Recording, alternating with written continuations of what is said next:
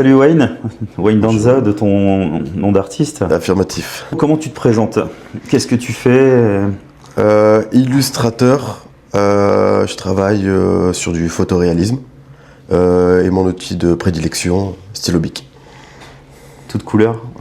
Non, en fait, là, actuellement, je travaille que du monochrome bleu, mais en fait, j'utilise 3 tailles différentes de bic. Ça, c'est la plus grosse version, 1,6 mm, et ça, c'est 0,6 mm pour les détails, tu vois.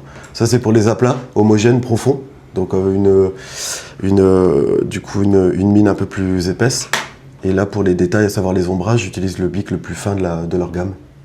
Si on entrait chez toi aujourd'hui, là on passe la porte comme on a pu le faire tout à l'heure, qu'est-ce qu'on comprend tout de suite de ton univers? Que le gars a un problème avec le cinéma, quoi. Grand problème avec le cinéma, quoi. Tu as dû remarquer les affiches, là, ma collection de VHS. Ça, après, ça reste. Je travaille essentiellement sur le thème du cinéma et aussi la musique, parce que j'aime les deux. Donc, voilà. Pour toi, être chez toi, c'est quoi? C'est un lieu, une ambiance, un moment? C'est là où je me sens le mieux, quoi. Parce que clairement, c'est un espace que je peux contrôler. Un lieu, une atmosphère que j'aime. Tu peux noter ça avec mon délire avec les LED, etc. Mon chat qui dort sur le côté. Je sais, j'ai mon boulot, tout est préparé, j'ai mon matos, mon stock. Je contrôle mon environnement, tu vois. Mais pourquoi le bic? Alors c'est hyper simple. Entre un stylo, le prix entre un stylo bic et la peinture. Le delta, il est immense. En fait, j'étais en design graphique à Lille et il y avait des cours de peinture, mais ça me plaisait pas du tout. Et un jour, j'ai découvert sur un PC, pendant la promo, une illustration en bic et j'ai essayé de reproduire ça. Et c'est comme ça que j'ai lancé. Je me suis dit, attends, c'est difficile, c'est un peu niche, c'est un peu original, même beaucoup. Le bic, c'est pas cher. J'ai regardé dans ma trousse, c'est ce que j'avais le plus. Et j'ai commencé comme ça. Dans tes dessins, le fait que tu ne puisses pas effacer ce que tu fais, ça change quoi dans ta façon de dessiner? On peut gommer des ombrages très légers, mais c'est très limité. Et j'évite de penser, d'y penser, mais ça m'arrive de foirer une pièce. Généralement, je le sais. Et je continue un peu, et dans mon esprit, je déchire. Je sais que mon esprit, il a pris la décision de le déchirer, mais mon cœur me dit, j'ai passé des heures dessus, non. Je touche du singe et du bois, ça arrive rarement. Mais par contre, j'ai un jour une pote qui... c'était une collaboration avec Vincent Lelièvre, tu vois. T'as des pièces ici, lui il s'occupe de la partie architecturale, et moi je m'occupe des pignons, j'habille les pignons avec mon bic. Et une pote arrive, donc, dans mon bureau, elle me regarde, elle me dit, attends, elle fait Vincent, là c'est la pièce originale. Il a terminé sa partie. Elle fait, tu commences la tienne. Et là, elle me pose la question, elle me dit, si tu foires, tu fais quoi? Je dis, on arrache tout. Faut pas y penser, parce que t'as la main qui tremble, tu flippes, tu fonces. Quand tu dessines, tu réfléchis beaucoup, tu vas au feeling, enfin, comment ça se passe? J'écoute beaucoup de documentaires sur le cinéma, parce que c'est ma thématique, tu vois, le cinéma principal. Et donc, j'écoute beaucoup. J'arrive à bosser, écouter des infos sur les acteurs, sur le cinéma, sur les scénaristes, etc. Écouter la musique en même temps, mais on va dire que c'est un espèce de 70-30. Au niveau de ma concentration, forcément, je suis plus là-dedans, quoi. Et comme tu as si bien dit précédemment, je peux pas gommer. Ton premier dessin, c'est à quel moment tu t'es dit, voilà, ok, maintenant je me lance, enfin, j'ai essayé, je m'auto-valide, j'y vais. En fait, quand j'étais tout petit, à un moment maintenant, comment dire, mon cousin était fan de Dragon Ball. Et en fait, il commençait à dessiner, etc. Donc on dessinait, et en plus, là, je viens de m'en souvenir juste maintenant, j'ai préféré utiliser un stylo bic. Mais sinon, j'ai commencé le bic vers 2012, tu vois. J'étais chez Eficom, d'ailleurs, sur leur table, un peu partout. Tu peux voir des Danza, pas Wayne, c'était juste que Danza. Et si un jour j'y retourne, ce serait trop marrant, parce que tu verrais des croquis de moi, etc., quoi. Tu dessines plutôt ce que tu vois ou ce que tu ressens? Généralement, alors clairement, je ne dessine pas un personnage ou une ambiance que je n'aime pas, quoi. Tu vois, là, je suis sur Mick Jagger, je suis plutôt fan des Rolling Stones, et j'ai écrit le titre, tu vois, la Honky Tonky Woman. Je suis ultra nostalgique, par défaut, mais vraiment beaucoup trop, tu vois. Ce qui met que je me mets dans des ambiances de fou.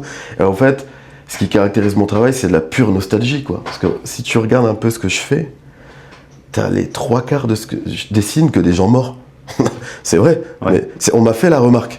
Oui, c'est vrai. Mais que, regardons, malheureusement, niveau musique, film, c'était quand même mieux avant. Ça va peut-être pas passer pour tout le monde, mais tu vois. on peut que valider ton point. Bah, les années 70, 80, 90, magnifique, quoi. Tu vois. Bon, là, on est dans les années 60, 70, etc. En chaque dessin que tu fais, il y a une touche de toi. Est-ce que tu saurais nous dire laquelle c'est, même quelque chose que tu mets sans le vouloir? Vraiment le petit truc. Tu vois le petit graphisme là, l'espèce de spirale, tourbillon, phase chelou. Ouais. Ça, en fait, quand j'ai commencé à dessiner au bic, machinalement, je dessinais ce graphisme-là. En fait, chaque trait est un combat. Tu vois? D'où la spirale un peu infernale. Pour en arriver le petit niveau que j'ai aujourd'hui, il y a eu beaucoup de larmes. Et ce graphisme-là, je le mets absolument partout. On le retrouve assez souvent là sur le mignon, dans les chaussures. J'ai vu une petite Jordan là-bas aussi. Oui, il y avait ouais. qui avait des petites tendances aussi. Et pour ça, c'est mes nouvelles productions. Le rectangle, en fait, ça symbolise simplement un écran de télé ou de cinéma. Tu vois. Okay. Bon, après, tu me diras, Gainsbourg, il n'y a pas le cinéma, mais le mec a fait des clips. Tu vois. Donc, ça, tu peux le lire sur un écran. Ouais. Tout est connecté au cinéma, de toute façon. Généralement, tu vois, je mets pour quand je dessine un acteur, j'y ajoute une réplique qui m'a marqué dans le film avec la date du film. En fait, si tu veux, dans tout ce que je fais, pour les chanteurs, c'est un titre que j'aime, tu vois, qui parle à tout le monde. Et il y a un côté un peu wikipédiesque, wikipédiesque. C'est-à-dire que quand tu parles de musique et de film, tu dis, il est sorti en quelle année? Ah, tu te souviens de cette fameuse réplique? Moi, je l'inclus, tu vois. Et t'apprends, il y a quelque chose de ludique, c'est ça qui m'intéresse, tu vois.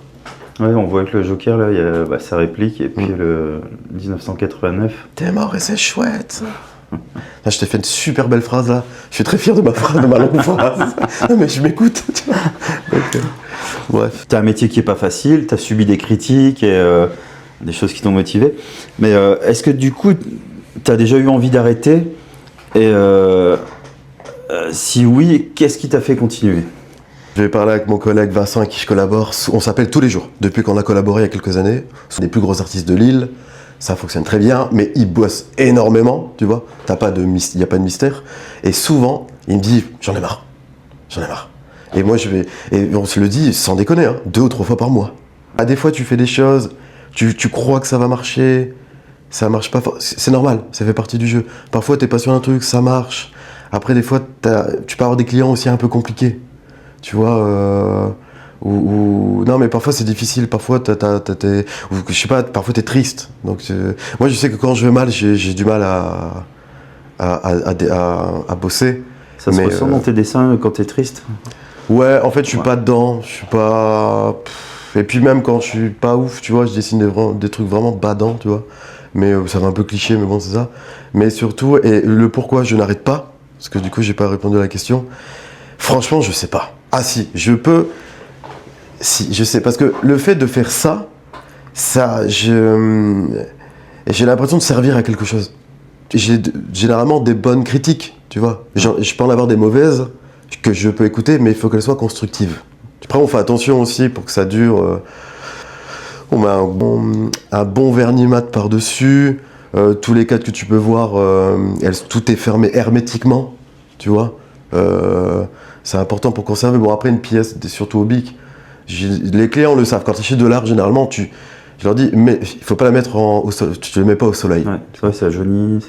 Bah, puis tu perds un peu de l'aspect, de la couleur. Ouais, enfin, c'est pas que ça jaunit, mais ça perd un peu de la couleur perd de son intensité.